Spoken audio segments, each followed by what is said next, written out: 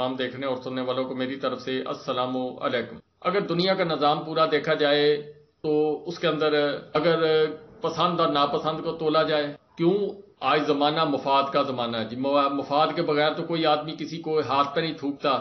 تو اس بات کو اگر غور سے انالیسس کیا جائے، جو اس وقت پاکستان کے اندر جو نظام چل رہا ہے جی، امریکہ کو کیوں پسند کیا جا رہا ہے، نواز شریف صاحب کو کیوں پسند کیا جا رہا ہے، عمران خان صاحب سے نفرت کیوں کی جا رہی ہے، اگر ان ساری چیزوں کا انالیسس کیا جائے تو وہی نواز شریف صاحب جن کو آج سے کچھ سال پہلے جی نکالا گیا تھا، ان کو حکومت ان کی گرائی گئی تھی، وہ کیوں گرائی گئی تھی جی، یہ ایک سوال ہے نا سوچنے والا۔ اچھا 40 سال تک ہمیں 35-40 سال تک یہ بتایا گیا جی کہ وہ بڑے کرپٹ ہے جی، کیا وہ باتیں غلط تھیں یا آج غلط ہے؟ سوال سوچنے والا جی۔ اب امریکہ اور چائنا کا اگر موازنہ کیا جائے تو پاکستان کے مفادات یا پاکستان کی 70 سال کی دوستی سمندروں سے گہری، پہاڑوں سے اونچی، لیکن امریکن مفادات کو اس وقت ترجیح دی جا رہی ہے۔ 76 سال کے اندر امریکہ نے ہماری کتنی مدد کی یہ آپ کے سامنے ہے جی۔ امریکہ نے جو کھیل کھیلا، اچھا کھیلا برا کھیلا، فیصلہ آپ نے اپنی سوچ کے حساب سے کرنا۔ کچھ کہیں گے جی اچھا کیا، عمران خان صاحب سے جان چھڑوائی، کچھ کہیں گے جی انہوں نے غلط کیا جس کی وجہ سے وہ سائفر آیا تھا اور سائفر کی وجہ سے عمران خان صاحب اس وقت مصیبت کے اندر پھنسے ہوئے۔ کوئی بھی آدمی پاکستان کے اندر، دنیا کے اندر، کسی بھی ملک کے اندر کسی کو جو ہے اپنے تن من دھن یا اپنی اختیارات سے تجاوز کر کے اگر کوئی سپورٹ کرتا ہے تو اس کے دو ہی مقاصد ہو سکتے ہیں، یا وہ بہت اچھا آدمی ہوگا، وہ بہت اچھا ملک ہوگا، یا پھر ذاتی مفادات ہوں گے جن کی خاطر اپنے مفادات کو بچانے کے لیے، اپنی کرسی کو بچانے کے لیے بڑے بڑے کھیل کھیلے جاتے ہیں۔ یہ سیاست کھیل ہی ایسا ہے۔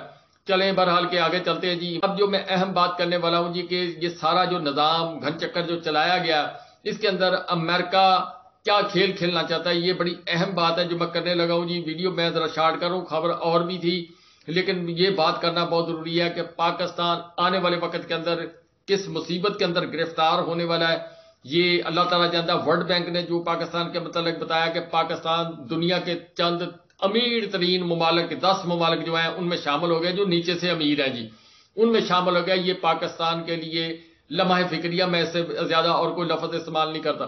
اس کے علاوہ جناب جو امریکہ یہاں پر کھیل کھیلنا چاہتا ہے، جس کے لیے ہم تن من دھن سے ایک ہو گئے، آزاد کشمیر کے اندر جو حالات چل رہے ہیں وہ میں بتا نہیں سکتا جی، وہ آپ کو پتا جی، آپ تک خبریں پہنچ رہی ہیں۔ جو گلگت بلتستان کے اندر جو کچھ چل رہا ہے جی، مجھے بتانے کی ضرورت نہیں ہے، وہ میں بیان نہیں کرتا جی۔ افغانستان کے ساتھ جو معاملات اس وقت پاکستان کے کشیدہ ہو رہے ہیں جی، اس کا ایران کے ساتھ جو معاملات خراب ہو رہے ہیں، بھارت تاک لگا کر بیٹھا ہوا جی۔ یہ میری بات یاد رکھیں، کوئی شاید غلطی کے اندر ہو تو وہ ایک علیحدہ بات ہے۔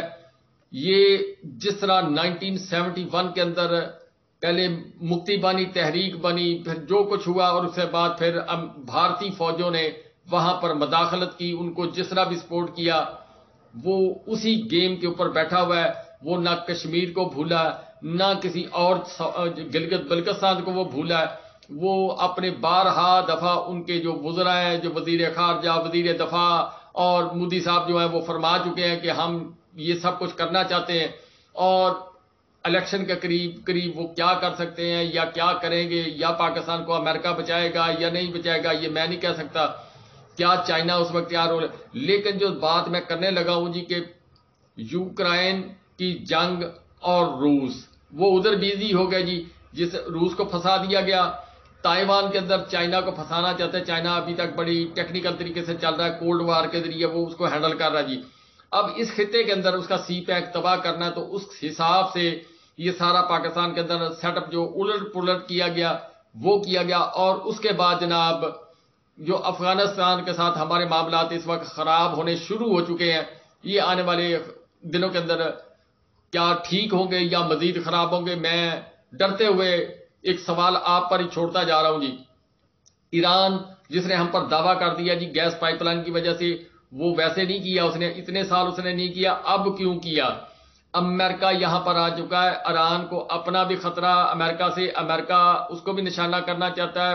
افغانستان کے اندر وہ اپنی کٹھ پتلی حکومت لانا چاہتا ہے، اور چائنا کا سی پیک جو ہے اس کو تباہ کرنا چاہتا ہے. چائنا اور رشیا اس وقت افغانستان کے اندر جناب پوری انویسٹمنٹ کر رہے ہیں. وہاں پر سی سی ٹی وی کیمراز اور سڑکیں اور دیگر معاملات، ریل کا نظام، وہ سارا جو ہے وہ بچھانا چاہتے ہیں اور اس پر وہ تیزی سے کام کر رہے ہیں تاکہ پاکستان کو کٹ آف کر کے افغانستان سے سیدھا ایران میں گھسا جائے، پاکستان کو چھوڑ دیا جائے. اب امریکہ کے لیے یہ اب کھلونا جو ہے یہ امریکہ کھیلے اس سے. چائنا نے پچھلے دنوں کے اندر جو ہے واٹر مینجمنٹ اور جو ڈیمز وغیرہ اور دوسرے معاملات پر پاکستان کو دھو کر جواب دیا. ابھی پاکستان کا ہم نے قرضہ بھی دے، پاکستان نے چائنا کا قرضہ بھی 8.5 ارب ڈالر جو ہے وہ بھی دینا ہے، جو آنے والے دنوں کے اندر امریکہ ہمیں دے گا اور ہم دے دیں گے. اسی طرح سی پیک اوپر وہ جو پیسے لگے ہوئے وہ بھی امریکہ ہمیں دے گا، ہم چائنا کو واپس کر دیں گے. یہ ساری باتیں جی، لیکن بات چھوٹی کر کے پھر بات ختم کرتا ہوں. یہ بڑا میدان جنگ بننے کی طرف امریکہ ہمیں لے کر جا رہا. کوئی آنکھیں بند کر لے کبوتر کی طرح تو میں کہہ نہیں سکتا جی کہ بلی آ گئی تو کبوتر نے آنکھیں بند کر لی، وہ ہمیں نہیں کھائے گا. بھارت ایک بلا ہے، وہ کسی بھی وقت کبوتر پر حملہ کر سکتا ہے، اللہ توبہ نعوذ باللہ. اب اس کا ہم نے کیا تدارک کرنا ہے یہ میں نہیں جانتا. جو خطے کے حالات، جو پاکستان کے حالات، جو پاکستان کے معاشی حالات، اس کے تحت آپ نقشے کو ذرا اپنے ذہن کے اندر یعنی اس کو ایکسپینڈ کر کے یا اس کو ویژن کو اپنے ذرا دور تک دوڑائیں تو آپ کو ساری بات سمجھ آئے گی یہ کھیل کیا ہو رہا ہے. اور اس کے جو کردار ہیں، جو میں نے سب سے پہلے ویڈیو کے اندر بات کی ہے، چند لوگوں کے مفادات ڈالروں میں، چند لوگوں کے مفادات کرسیوں میں اور چند لوگوں کے مفادات امریکہ میں اپنے بچوں کا مستقبل بچانے کی خاطر یہ سارا نظام جو ہے پاکستان کی 22 کروڑ عوام اور دھرتی ماں اور عمران خان صاحب امریکہ کی دشمنی وہ کیوں ہے. لیکن اللہ تعالیٰ کی طرف سے کچھ معاملات ہیں وہ سیدھے بھی ہو سکتے ہیں کہ جس طرح پاکستان کے اندر رجیم چینج کا معاملہ اسی طرح ہو سکتا ہے جی امریکہ کے اندر رجیم چینج ہو جائے اور ٹرمپ صاحب بڑی تیزی سے منزلیں طے کرتے ہوئے ایوان جو وائٹ ہاؤس ہے اس کی طرف جا رہے ہیں. ایوان صدر جہاں ہمارے صدر صاحب بیٹھے ہیں وہاں سب کچھ جو ہے وہ ایوان صدر جو وائٹ ہاؤس ہے اسی کے اندر ہے. سب سے جو بڑی کامیابی ان کو ملی ہے جو ان کی سینٹ ہے اس کا، جیسے چیئرمین پاکستان میں جناب سنجرانی صاحب ہیں، اسی طرح ان کا جو چیئرمین تھا وہ جو بائیڈن صاحب کا وہ اپنی پاور لوز کر چکا.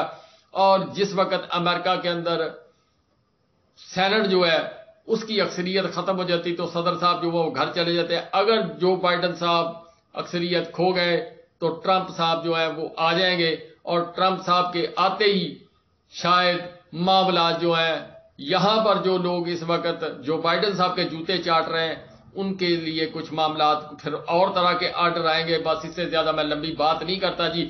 ہاں ایک بات اور کر دوں جی، صداقت عباسی صاحب ان سے ایک پریس کانفرنس تیار کروائی گئی، پھر ڈان نے اس کے اوپر جس طرح وہ نہ کی، یہ سب خبر آپ تک پہنچ چکی ہے. اسی طرح جو پہلے اپنا عثمان ڈار صاحب سے جو پریس کانفرنس کی ہے اس میں جو ایک ویڈیو آئی ہے اس کے اوپر چند ایک سوالات کھڑے ہو گئے ہیں مارکیٹ کے اندر، لیکن ان کی والدہ نے جس طرح دلیری سے دفاع کیا عمران خان صاحب کا اور جس طرح للکار کر خواجہ آصف صاحب کو انہوں نے کہا کہ میں الیکشن لڑوں گی. ان کے جو بڑے بھائی ہیں جنہوں نے صدیق آزمی صاحب کو وی لاگ کے اندر انٹرویو دیا تھا وہ بیرون ملک ہے. عثمان ڈار صاحب کی وجہ سے جو انٹرویو کیا گیا، کامران شاہد صاحب نے جو انٹرویو لیا اس کے وجہ سے بہت سارے لوگوں کی انگلیاں جو ہیں وہ اٹھی ہیں جی دنیا نیوز کے پروگرام کی طرف. اسی طرح ڈان نے بڑا ایک پاورفل ادارہ جی اس نے نہ کر دی صداقت عباسی صاحب جو ہیں ان کا انٹرویو شائع کرنے سے. اب وہ کیا پریس کلب کے اندر جا کر وہ پریس کانفرنس دوبارہ کریں گے یا جناب کہاں کریں گے؟ فرق حبیب صاحب کے متعلق بھی کچھ خبریں ایسی آ رہی ہیں کہ وہ بھی شاید پریس کانفرنس کرنے پر ان کو مجبور کیا جائے، کیونکہ رانا ثناء اللہ صاحب کا علاقہ اگر فرق حبیب صاحب کھڑے ہوتے ہیں راجہ ریاض صاحب کی سیٹ ڈاؤن جاتی ہے، رانا صاحب کی سیٹ ڈاؤن جاتی ہے. اسی طرح میں نے جس طرح آپ کو بتایا کہ یہ جو ڈنڈے والا معاملہ ہے جی ان لوگوں کے ساتھ کیا جائے گا جہاں پر مسلم لیگ نواز کے طاقتور لوگ جو ہیں وہ کھڑے ہیں اور ان کو وہ لانا چاہتے ہیں. بہرحال کہ اس سے زیادہ پھر بات لمبی ہو جائے گی، بات تو اور بھی تھی. چلیں اگلی ویڈیو میں پھر کریں گے جی.